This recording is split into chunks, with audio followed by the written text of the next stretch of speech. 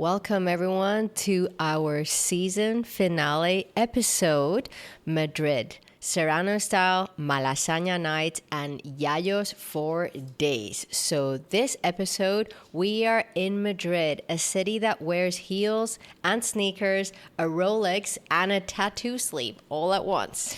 You can start your night sipping cocktails under a chandelier at the Four Seasons and end it drinking a Yayo at a dive bar where the floor is definitely sticky. Yeah, so let's talk about our trip to Madrid, Nalini. So tell us a little bit about how you got there, because we did go separately. Oh, right. Okay, so this is just slightly offside already, but I took the little dog with us. Oh, yeah. We brought and Luna. we did discuss this in the planning for the episode. For those of you who are pet lovers and doggy lovers, you know, sometimes we are going to bring up and recommend places that you can take your doggies to with. Madrid and specifically the bullet train is, I believe, quite doggy friendly. They're dog friendly. So we took the bullet train. We took Renfe. Really super easy from Alicante, 2.5 hours. You just have to check for anybody traveling with their pet. Some trains are not dog friendly. So you just have to pick the right time. But there are, I don't know how many trains. Oh, I bet it's like depending maybe like if someone has an allergy or something. Exactly. So some are not dog friendly, but there are many trains that leave from Alicante that are dog friendly. So that's how we got there. What time? You guys were there? A little earlier. Oh, yeah, you were there earlier. So we took the Ouigo and we did the XL seat. Okay. So Ouigo, that's Ouigo. And sometimes they have like incredible like €9 offers per way. But yeah, I think like it was two of us and round trip, it was €45 from the coast round trip. 4XL seats, which is like their business class. So really easy place to get to Madrid. You know, you can drive, you can take the train, you can, go on an airplane. I don't even think it's worth driving because you'll end up spending more on gas than you would on the train. But the first thing that I think we both love about the city is accessibility. So it's super accessible. And one thing that I have not discovered yet, first of all, the train station is under massive renovations in Madrid. So keep that in mind. Every time I go back, the station for Chamartín, because you Yes. used to go on the train to Atocha. Yes. But now there's only like one train a day from Alicante, at least, that goes to Atocha. A lot of them are going to Chamartín. It is a mess. It's a mess. It will continue to be a mess for months, I would probably say years. A couple of years. But when it is finished, it will be a huge hub for rail travel. For the people who are working on the Chamartín train station, please put more restaurants and food options there. We are all tired of having to eat Burger King. Yeah. Also, maybe an extra, I don't know, Toilet? bathroom. Yeah, maybe an extra That would be bathroom. nice. But once you get into Madrid, there's a metro. The metro goes to the train station. It's underneath. I mean, it's actually closer to get on the metro Than it is to get on the taxi. To the taxi stand. The only issue, typically when we go to Madrid, it's to fly out of the country, and we have the luggage. Yeah. And this time we could have tried it, except Kai had a friend and he had luggage. And you had the doggy. And we had the dog, and yeah, it wasn't, I thought. Our little Luna, we're so in love with her. I will tell you, she was fantastic. She didn't make one peep on the train, not a sound in the taxi, nothing, zero. So before we move on to our actual topic, which is Madrid, I'm going to go a little bit off topic into the train situation because it is hilarious that we had the comparison of the two.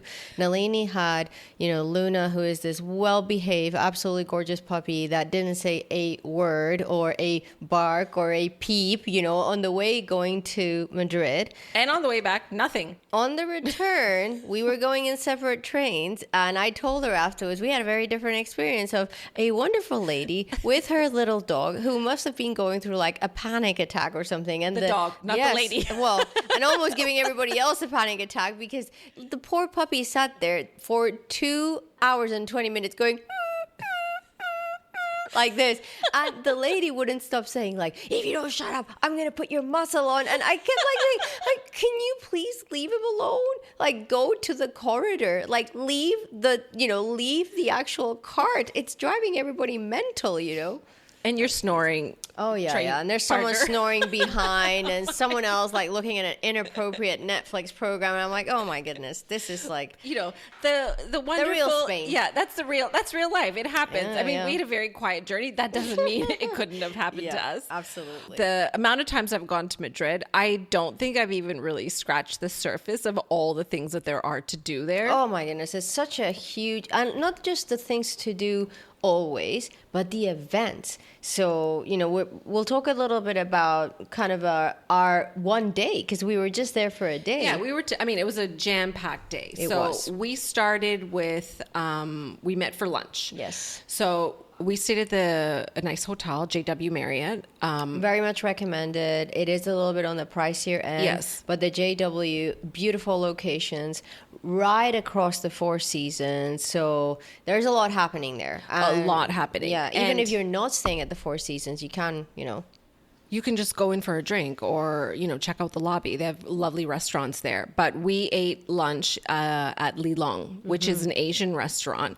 And I think, interestingly enough, they, for an expensive hotel and what you would assume would be a very expensive restaurant, they had their menu del dia, which I think per person was 24, 25 euros. Yes. So in a lot of restaurants, and I think this is common all over Spain, particularly from Monday to Friday, not on the weekends, but from Monday to Friday, a lot of restaurants serve a lunch special or a menú del día. Yes. So super recommended that you look into this, because usually you can try great quality food for a portion of the price. And the portions aren't small. I mean, we met in the restaurant.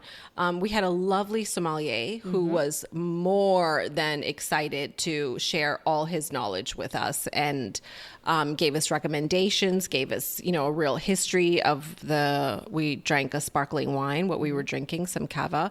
And the kids ordered the menu del dia, which was very substantial. I mean, they're three boys, and I think I ordered it too. Yeah, and you had it as well. Yeah. Actually, there were four, and the lobster we ordered was actually more expensive than four. And that makes sense, though, because I have to say it's probably the best lobster I have ever tried. Yeah, it's delicious. And it's quite interesting to think that, you know, it was delicious lobster at a Chinese restaurant, but again, not any Chinese restaurant. It's a very, very nice restaurant. Lelong is not a part of the JW Marriott, so you can but just make a there's reservation. Exactly. It is it's kind of connected to the hotel, but they're just not a part of the hotel. It is part of the Crown group. Yeah. And that's another one of our super favorite. China Crown. Shout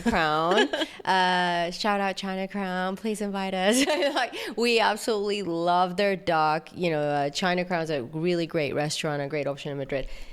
Let's talk a little bit about shopping. Okay, so after we went there, we went to our room had a terrace. I think we went up to the terrace, no? We went to the terrace. We hung out there for a bit. It was roasting. I mean, really, really super hot. Yeah, this is the fan. A little prop today to kind of, you know, this is what Madrid felt like, because it is extremely hot. And I mean, it is literally, if you look at a map of Spain, it is in the center. It is the heartbeat of the country. It is the heart. Yeah. So to speak. But if you go in the summer, be prepared to feel as if you are in the oven. It really feels like that. The breeze is hot. Everywhere is very, very, very hot. So prepare yourself for that. It's not easy to walk around for hours. No, it's not. And that is also why there is a lot of tourism from Madrid to the coast. Yeah. Because a lot of people who live in Madrid, when they want to take their holidays, they come down away from the city to be near the water. And the city to be near the water. I've always found it quite interesting that, you know, there's a couple of times in August that I visited Madrid for things that I had to do for work. And it was like a dead city. Like after lunch, there's no one there. No, it's empty. Yeah. I took Kai a few years ago for a tennis exhibition thing he had to do. and in the afternoon, I honestly thought we were in an oven. Yeah. Like the wind was hot air. It was hot because you don't get that breeze from the sea, right? Nothing. It was like we're in an oven. And if you see there's nobody out. The key dates, like the 1st of July, the 14th of July, the 31st, you know, those key kind of dates of transition between weeks, you see the outskirts and how many people are leaving the city. Yeah. It's kind of wild. But still, you know, I would still recommend visiting in the summer, but just plan what you're doing. You just need to be prepared. Anyway, we're talking about shopping. So we had lunch, and then we had a little break, and then we went shopping. So it's called, I guess they call it the Golden Mile, or I mean, it's the main street. Is the Calle Serrano? Yeah, is definitely a great place for shopping for all the high end stores, and the Barrio Salamanca. So Calle Serrano, Barrio Salamanca, not only for shopping, but also if you want to experience like some of the high end cafes that you can have a nice drink in and just people watch. Madrid is a great city to people watch. Yes. And also it's really cool to see what people are wearing and the sense of fashion. It's a lot more fashionable than the coast. You know, I love where we live, but my goodness, you know, do people wear some strange things? Don't look for fashion choices. No. Especially near where we live, you know, where you have some of the spillover from Benidorm and the T-shirts with the interesting messages on them. Yeah, we would not call that high fashion. No. But if you do sit in the Barrio Salamanca or the Avenida Serrano or the Calle Serrano in Madrid and just, you know, look at what people are wearing. I actually find it really cool. Yeah, it's fun to people watch. We went in a few boutiques. I bought a dress from Purification Garcia. Gorgeous dress. Really nice dress. And I found it really interesting because I saw that dress. Again, sometimes the customer service is a little bit, maybe slightly off. I don't know. Lower your expectations when it comes to customer service. Yeah, it's just really strange because the dress, it was the one dress that I wanted, and it is online. And I think the woman looked at us because a lot of times when Laura and I are in a store, we'll go in a store and then we'll be talking about something completely and we're laughing and we're having a good time. And then before we even start looking. So I think we were kind of like poking around, and she said something to me, and I kept looking and I said, "Do you have this dress?" I showed her my phone. She went downstairs into the storage to bring the dress out. And I thought, why is it not here? Why wouldn't you have the dress on the floor? Yeah. I mean, it's part of a particular collection that you have. Why isn't the dress on one of the racks? Yeah.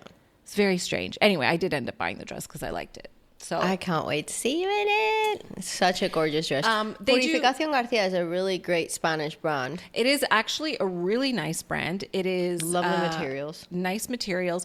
They are not Zara prices. No. But it's also not Loewe prices. No, it's a nice kind of higher end, but not super expensive. No. And you still feel like you're going to wear something that not everybody's going to wear. The pieces are a little bit more unique. They're different. What was your impression walking? I know you're a fan of Carolina Herrera, and just to point out, Carolina Herrera is not a Spanish brand, but they obviously have a store in Madrid, a beautiful store. What was your impression walking in there?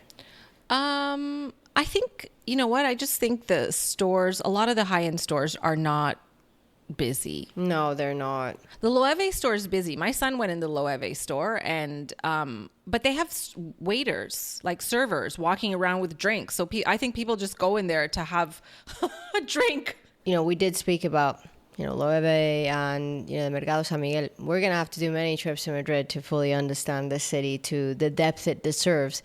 But with Loewe specifically, and I think it's interesting, I'd like to get your take, in terms of a comparison, when you walk into the Loewe store and when you walk into the Carolina Herrera store. And again, we're going to keep mentioning Loewe until they decide to sponsor us. That's kind of a strategy that we're following here because we love the brand so much. But with Loewe, I have to say, I follow them on social media. If you don't follow them, it's so much fun what they're doing. They're going about socials in a very different way than a lot of these other large brands. It is very connected, it feels it feels funny. It feels like they're not trying to sell you something. So even though it's this high-end brand and it's part of the LVMH brand, it's very, very smart. I don't know who's doing their socials, but all power to them because it is really cool. So it's fresh. Like the brand, even though it's a staple, it feels fresh. So please give me your take on the Carolina Herrera store. Well, we went in there because, again, I was looking for a dress. And to be honest, I was pre-shopping because what people should know when you come to Spain from the first week of July, the sales start. And even in a higher end brand like Carolina Herrera, her things go on sale. You're not going to get 70% off, but if you are in the market for something that is special, a special occasion, or, for whatever it is, you will probably find things that are between 20 to 50% off for the exact same thing. And it is the new collection stuff. It is not, which I think sometimes when you shop in, let's say, Canada or the US, they will put things out for sale that are old. Yeah. And the actual season that you're in, if you want something, that may not go on sale. Or I think they might ship it out to a warehouse or their outlet malls. Spain doesn't have this like outlet malls everywhere. There are some, and you have to be in a really big city to find it. But if you see something in a store here and it's June 30th, don't buy it because it is going on sale the next day. Yes. So Carolina Herrera specifically is probably one of the kind of higher end brands that goes on sale. Yes. After a certain point, then there's no sale, right? So meaning like the Louis Vuittons of the world, obviously Hermes and all of these big brands, they never go on sale. Chanel. That's not true. I found a pair of Hermes slippers. What? In Zurich airport in the Hermes store, and they were on sale. The H slipper, and my husband was like, I'm going to buy it for you. And I was like, what do I need a pair of Hermes slippers for? There's a lot of dupes on Amazon. But it was on sale. So That's so funny. Some of the higher end designers, certain things, they quietly go on sale. Yeah. They won't put a thing on the door saying sale. No, but if you go in and you discreetly turn something over or have a look or look at the tag, you will find certain things on sale. I didn't buy the slippers. Very interesting. Obviously, they don't put the Birkin on sale. No. Or, some of the the Louis Vuitton bags or anything like that. But very interesting. Carolina Herrera, as Lelini said, though, does go on sale. And all the things go on sale. They do. And, like she said, pretty much wait and make sure that, you get into that. For the ones who love shopping, the outlet malls, as Nalini said, are not that common here in Spain. The two big ones are in Barcelona and Madrid. They're in the outskirts of the city. Right. And the one in Madrid is called Las Rozas. That's Rozas Village. And they have an outlet Carolina Herrera store. And it is cool. Yeah, have you gone? I have not gone. I have gone to Las Rozas Village, and I've gone to another one in another part of the country. It's kind of the same chain. Right. And it is absolutely worth it. Yeah, but that is something that if you're planning on, shopping and you want to go to the outlet, that's sort of like a day. Like you have to spend the day there shopping, and it's not in the center of the city. It's on the outskirts. Won't be hard to do. Don't worry. For those of you who enjoy shopping. Yeah, we could spend a day doing that. Course. Okay. So then your husband said, because we talked about this in the cocktail episode that we did, the Yayo, which was invented in Madrid. They lay claim to it. And he said, I want to try a Yayo at Casa Camacho's, which we did go to. We did. And it is what I love about us. I think we are people of contrast. Yes. And what I mean by that is, we had gone to all these fancy stores on Serrano in the morning. I'll talk about it in my slice of life. I had been to Suarez as well, which is a jewelry. And we went to this really nice fancy lunch, etc. And then we went to Casa Camacho. Right. Which for anybody that has been there is definitely not a fancy place. It is not a fancy place. Can I talk a little bit about the Yayo, and then you can talk about our experience? Yeah. Okay. So the Yayo, they again, these stories, I think, get passed on from family to family. And the birthplace of the Yayo is Casa Camacho's.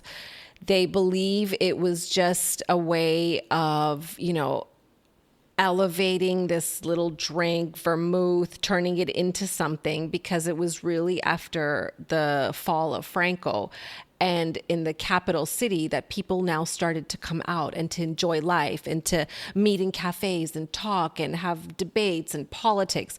Yayo is a phrase for grandfather. It is, and it's how you say grandfather in Catalan and Valenciano as well. Right. So you have this drink that, typically the grandfathers would drink vermouth. Yeah. And you would normally have it an hour or two before lunch as a little aperitif.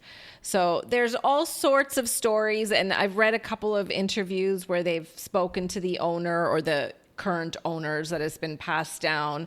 But that bar has been there in some form, iteration, since the late 1800s. Amazing. So Casa Camacho, the one we went to. Yes. I would say some of it hasn't changed since the 1800s. Hopefully they've updated the kitchen, but no, it is a cool place. It's very vibrant. Very vibrant. Do you remember what he asked? Do you remember what the gentleman behind the bar asked as soon as we got in? Yes. My head was still clear, Laura. Okay.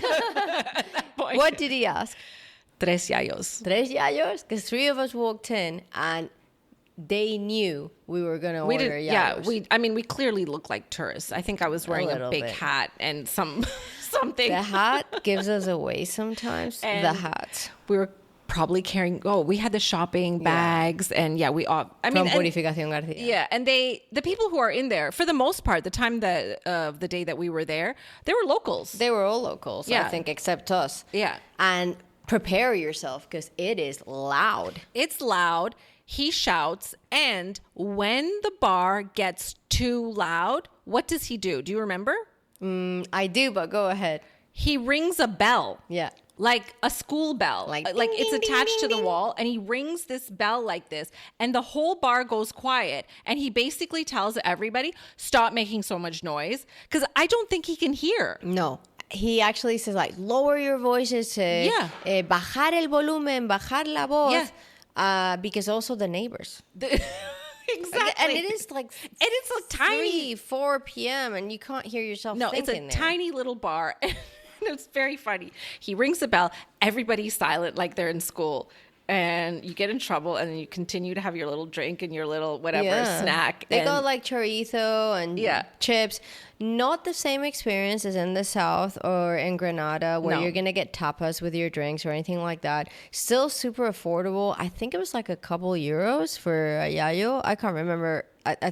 I don't think we spent more than 20. No. That was with a huge plate of chorizo. Yeah, with snacks. Super affordable. So Casa Camacho, worth the visit. You can have a little more than just the chorizo as well. There's other food there, but I would say just go and experience the yayo. Go and experience the atmosphere. Well, I think about it. That place has existed. Obviously it has changed somewhat over the years, but it's been there since the late 1800s. And Madrid, with many cities, the center of the city, things become very gentrified. Yes. So you have, the hipsters coming in. You have, before that, the yuppies. Now you have the skateboarders. You have these cool vintage stores. And here's this little holdout still there, this old guy behind the counter with his bell and his vermouth on tap, and you're still getting the same drink that they've served all these years. And by the way, they will not give you the recipe. No. They will not give the recipe out. But again, I don't think people really go there for the recipe itself. It's not like they're making this super complex cocktail, but it's for the experience. Exactly. And Casa Camacho is in Malasaña. Yes. Which, interestingly enough, we did want to mention Malasaña. We talk about Malasaña as Madrid's wild heart. It has changed a lot with the Airbnbs, with all these new cool hipster coffee shops and you name it. But Malasaña used to be the heart of La Movida, which in the 80s was where all the punk and, all the kind of rock and everything was happening, and all the rock bars and all the rough places, and people that were called siniestros, which were like dressed like sinister, all in black and very gothic and all that. But it's changed so much. It has evolved so much since then. But there's still some places that you can still see some of that original Malasaña. And, you know, you get such a mix of people there that I think it's definitely a very worthwhile part of the city to visit. Absolutely. Now you want to talk about Temple Debod. So this is a very interesting place to visit in Madrid. Okay. And again, today we're not going to talk about a lot about the museum. We're going to make some recommendations, but we still have, I would say, a topic that we have to do a deep dive on in another trip in Madrid, which is all the beautiful museums, the architecture, etc. So that is coming. This time we focus more on shopping and bars, not as cultural, and hotels, but still very fun. But I did want to mention the Temple of Debod because it is a very, very special place that is so unexpected in Madrid.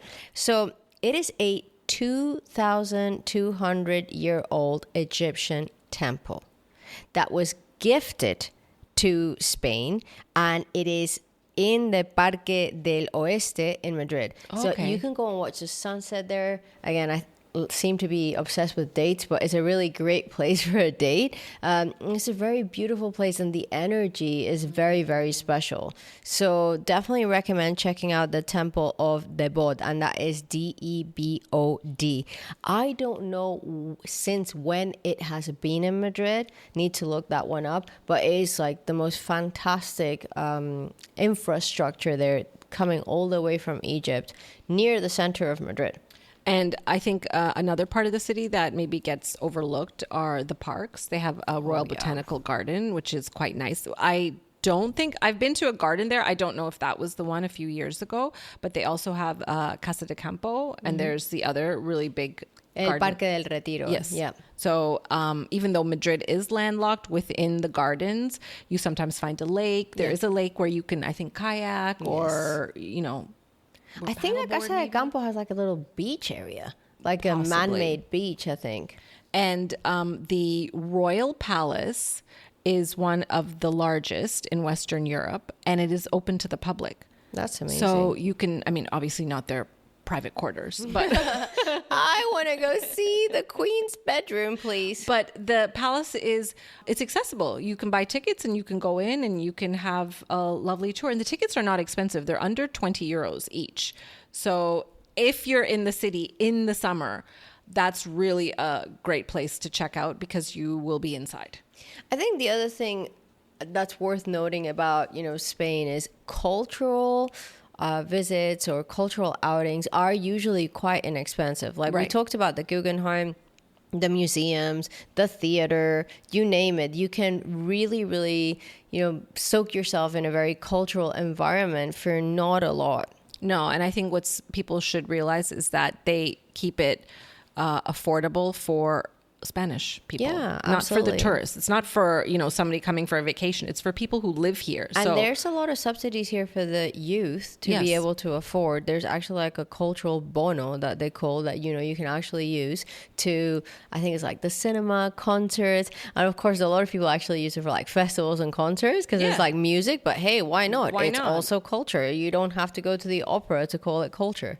And if there is, I would just maybe before we get to slice of life, if there is an artist, I don't feel this year is a big year for concerts. Do you find that? Depends. Like festivals, depends. Yes, it depends on what kind of music you like. But just even like the pop concerts. Pop concerts, not so much. But I don't feel this year is a huge year for it. But in years past, if you want to see, you can name any mainstream. Well, Jennifer Lopez, she's coming. Not that I think whatever, but she's she's coming to Madrid in the next couple of weeks.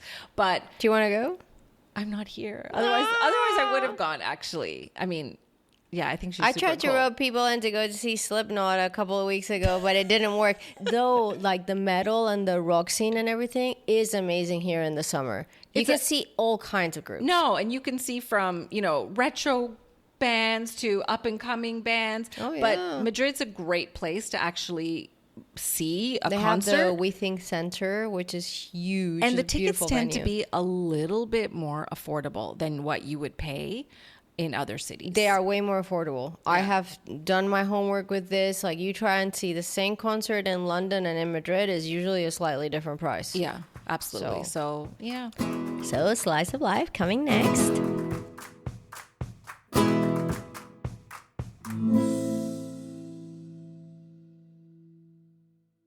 Slice of Life. Slice of life, Laura. I guess this is a continuation of Dun, dun, dun. your ring saga. But first, let's just say what we're eating and drinking. And drinking.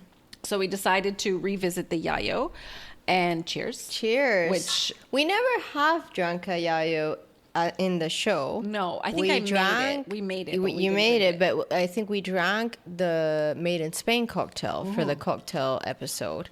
We talked about the Yayo. This is very refreshing. So vermouth, sweet vermouth, splash of gin, and the how would you describe Casera? It's like a sweet soda, no? It's a sweet soda. I actually think it's like soda water, but it's not just soda water. I think it's got a bunch of sugar in it. Yeah, it's sweet. So, I mean, I think you would use it for a Tinto de Verano. Tinto de Verano, but this is pretty good. Now, like this vermouth is on the bitter side, a little bit more bitter. It's a vermouth de Sauco, I think it's called. Okay. So it's a little, can you taste it? That it's Yeah. a little bit kind of more...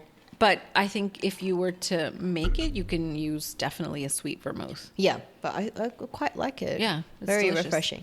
And we're eating typical bar food, very easy, patatas bravas. Yes. Now, again, with my little research, my history that I'm, looking into some of these traditional dishes, there is maybe not much of an origin story for this. However, The origin of patatas bravas. Madrid lays claim to this dish. You would get at any bar, any restaurant. It's served all throughout Spain. It is not something that is exclusive just to Madrid. The potato is not Spanish. The Spaniards took it from the Incas and brought it back. And because it's a very relatively inexpensive, food crop, this is one of the dishes that came out of it. Now, the sauce that goes on top of it, and I'm going to use this, again, in quotations, the... Brava. Yeah, salsa brava, meaning, I guess, bold or brave. It's supposed to be a little spicy. But By Spanish standards. By Spanish standards. So it is not spicy to me at all. The typical recipe... I can't stop eating these potatoes. They're I know. so good. The recipe would be for tomatoes, either tomatoes or tomato puree, paprika, onions, garlic, salt. And I've never made it. I read a few recipes as to how to make it. It would be the same as you're making Barbecue like a barbecue sauce, the process. But it's definitely not spicy. No, it's by not spicy. non-Spanish standards. It's just a different version of ketchup in a way. Some people think, Spanish people like spicy because somehow they relate, Spain and like Spanish culture to Hispanic culture. And it's not. Like, people have a very low spice tolerance here. And in most restaurants, they like, for example, when we go to an Indian restaurant and I ask for super spicy and they look at me like I'm crazy, and then I know they're still holding back from going all the way because they think, this woman's not going to be able to handle the spice, No, sometimes they'll ask when we go, they say, do you want it the... mild? No, they'll say, do you want it the Indian way or do you want it the English way? Oh, yeah. That's what they say, the English way or the Spanish way. And I'll say, no, I'll have it the Indian way. Yeah, exactly. So, lovely combination. Much better than our calimocho and burnt Basque cheesecake that we had for episode 3. I'm okay with all. You know that. Oh, yeah. So good. So, a little bit about the follow-up to the Suarez story. So, I mentioned it the last time that, I lost the main kind of diamond on my engagement ring, which was an absolute, shock. And then since we were going to Madrid, and, one of the things that I wanted to do is that's where we got that ring was in Suarez in Madrid. Right. We went back to the precise Suarez where we had bought the ring. And interestingly enough, I was expecting some kind of like, oh my goodness, I can't believe that happened, or we're so sorry, or something like that. Lady just turned around and said, "Oh, you should have been more careful putting your clothes on and off. Oh, that's, well, it's good that you have the rock." I'm like, oh my goodness. I could not believe that there wasn't more of a, let me take some responsibility for the fact that that ring is not that old in terms of, when it was purchased, and that, I could have been basically left with 30% or less of the value of the ring because the main rock had fallen off because of a design flaw, obviously. So just to kind of prove it, I'm wearing my grandmother's ring today, which is, over 100 years old, and there isn't any gem that has fallen off it in all that time. Also, I mean, how would you be any more careful putting on clothes? So this is what she said, which is, I've never heard anything like it. She said, you have to turn it around and then put your hand in doing like a little cave for the ring. I'm like, are you serious right now? Like, I see people working out in their engagement rings. But what did you say? I said, okay, I am in shock. Here's this ring that we bought. I looked down when I was in my living room one night and the main rock of the ring was missing. Right. How is this possible? And she said, oh, like they never gave an explanation. They never said it must be some kind, nothing, zero. I am really underwhelmed with the service. And, Nalini and I have recently watched that documentary from Netflix.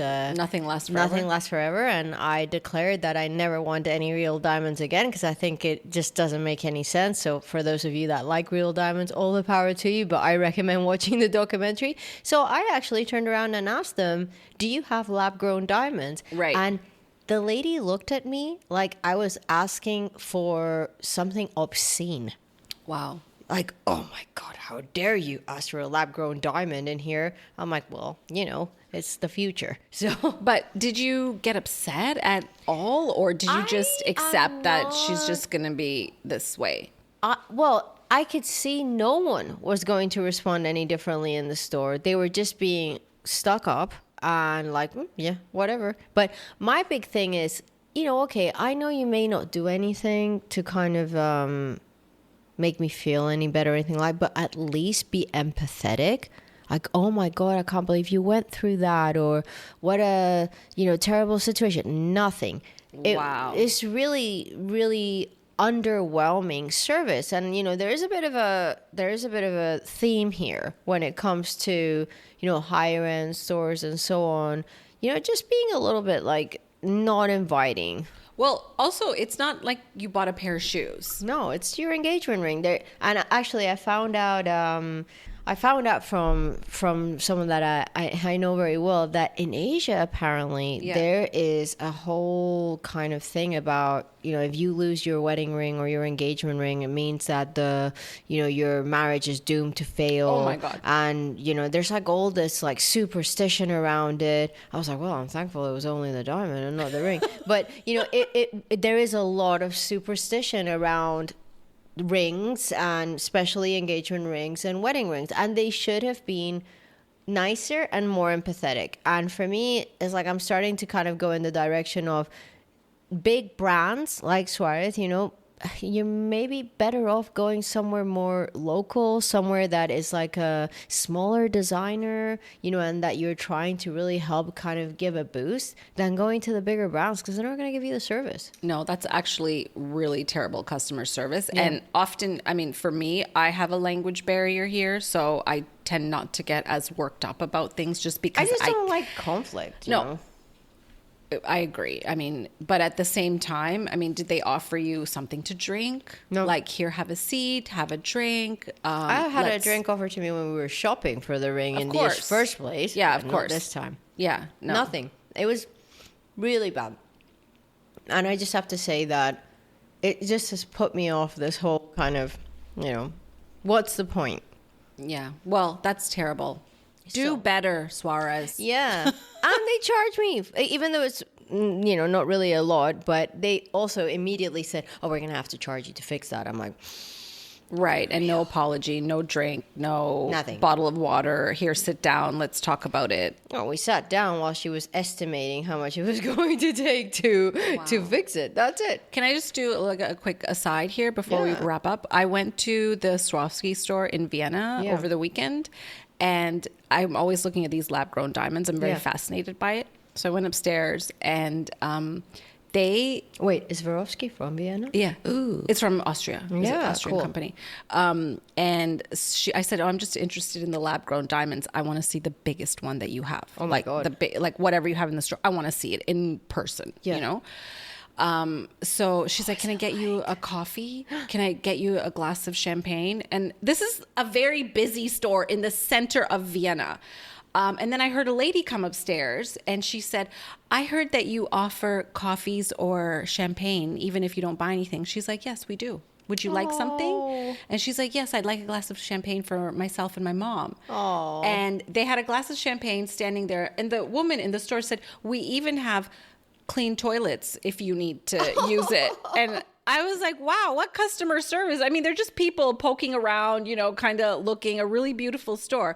But she sat me down. She spent maybe 45 minutes with me explaining all the rings. And she said, if you buy it here, you should, you'll get the tax back and, you know, let me know because I can order in a ring in your size. I was just doing some research, but I mean. You're pre-shopping?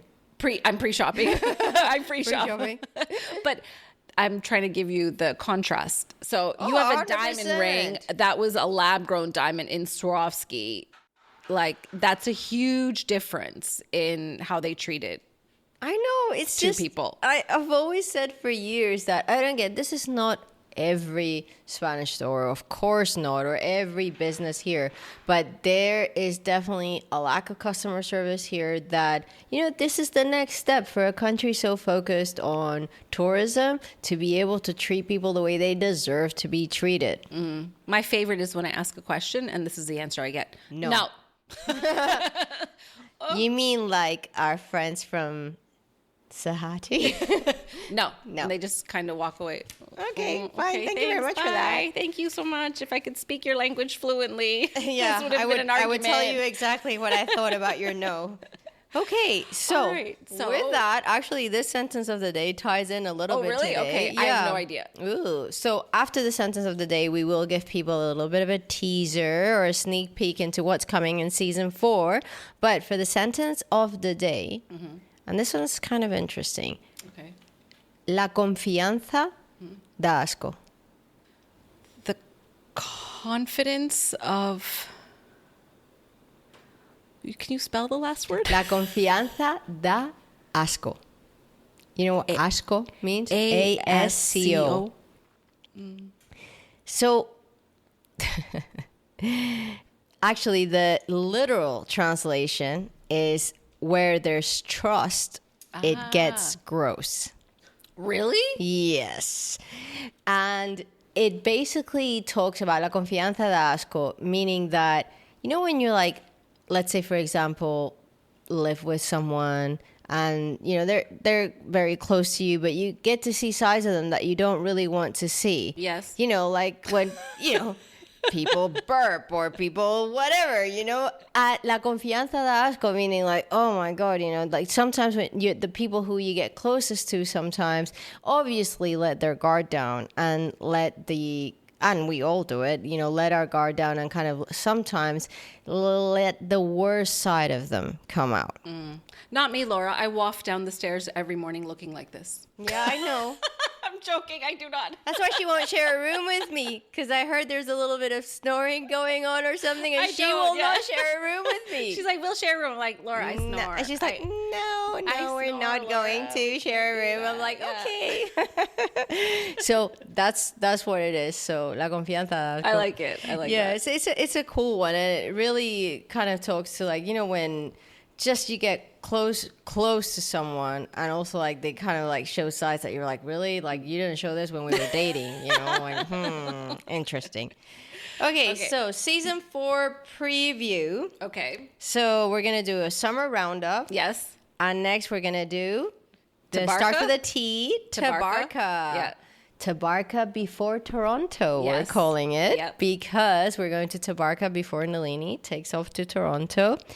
We're going to do the festival of all festivals. Oh my goodness. This was actually my idea. And now she's regretting it. I am. La Tomatina. La Tomatina. So we're dressed in red today, getting ready for Yeah. the tomatoes.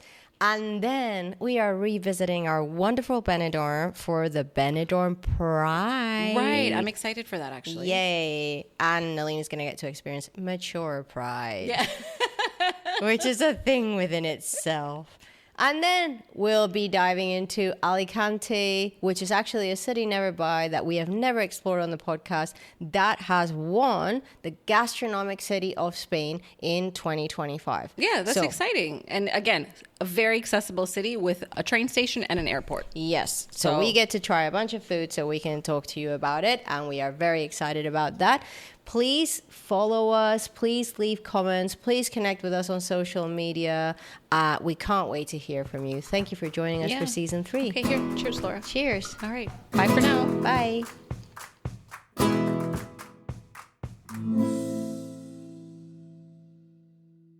The Made in Spain podcast is an Everything's Rosy production, with executive producers and host Nalini Sharma and Laura Senior, with special thanks to production assistant Ayrton Nath.